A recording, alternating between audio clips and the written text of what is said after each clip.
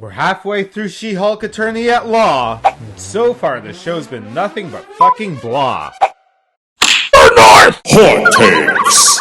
That's right, Nerd North, we are talking She-Hulk Episode 5. Thank fuck this one was short, because Papa North wasn't even gonna do a fucking video on this one.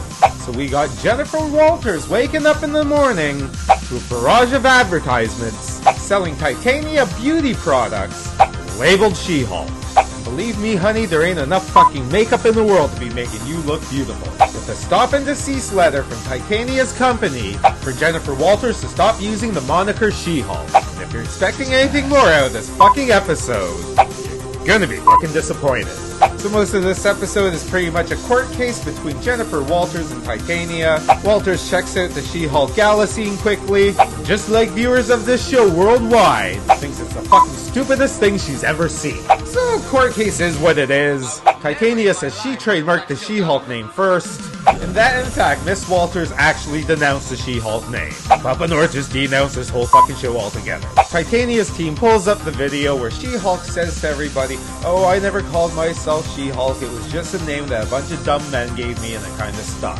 Where Walters' lawyer then plays the interview that She-Hulk had in episode 1 or fucking 2, who's keeping track at this fucking point, where she says, "At first I didn't like the name She-Hulk, but now I'm kinda just stuck with it, so that's who I am. I am She-Hulk." The thing in this case was over. The judge disagrees and says unless you can show a pattern of her behaving that way, saying that she actually is She-Hulk, she's gonna have to give the case to Titania's team. And in this show of convoluted MCU lesbians, that's not the only thing she'll be giving her later. Case adjourned to Thursday. Now Walter's lesbian friend is telling her she has to change up her wardrobe. When the lawyer from the last episode who went up against her, that's right, Papa North forgot his fucking name, the slightly gay Luke Perry looking guy, needed a favor from her, in exchange knows a guy who makes superhero outfits. So they get to some bubble tea place that's supposed to be a front for the superhero outfit making place.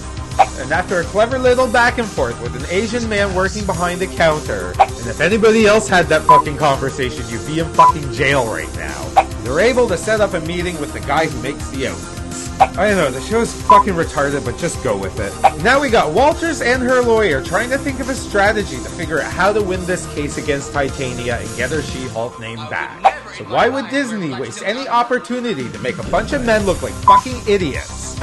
Walters decides to use her She-Hulk Tinder profile, but on stand all the men who only went out with her because she was She-Hulk. Now to meet the tailor. So apparently Lil Wayne or Lil Weezy, some type of Lil who fucking holds his gun sideways. Oh, that one. The gayest fucking thing you've ever fucking seen. She's trying to fit up the She-Hulk for an outfit while giving her fucking lesbian sidekick buddy shit for lying about her status in the Avengers. Regardless, they come to agreements at the end of the scene, and we await to see what he's made for her. It's like a 5-foot-tall Zulu mask with tribal painting on it, with a custom pair of Air Force One. The shoes, not Harrison Ford, but Harrison Ford still would have been better. Back to the courtroom. Judge favors on the side of Jennifer Walters. She's clearly used the name since the beginning of this fucking show. Quick celebration drink with her lawyer, where she tells Walters the She-Hulk that you deserve so much better than all those other fucking men out there. Cut the lesbian makeout scene. Walters goes back to Lil Weezy's to get her outfits. She hops in the change room where she's handed a couple of outfit bags, and after a little ooh and ah, I really like this, you hear from behind the curtain. The camera pans over to a little boutique box, and when we get a look inside, what do we see? Fucking DareDevil's ketchup and mustard cowl. So fucking stupid, and so fucking gay. The fact that Charlie Cox would even know about Lil Weezy's get-up outfit place makes no fucking sense, and the show continues to blow Papa North's mind. It's fucking awful, it's fucking stupid. So are you if you like this fucking show. Oh, quick post-credit scene! Actually, no post-credit scene or Papa North fucking missed it. Either way, the show's a fucking abomination.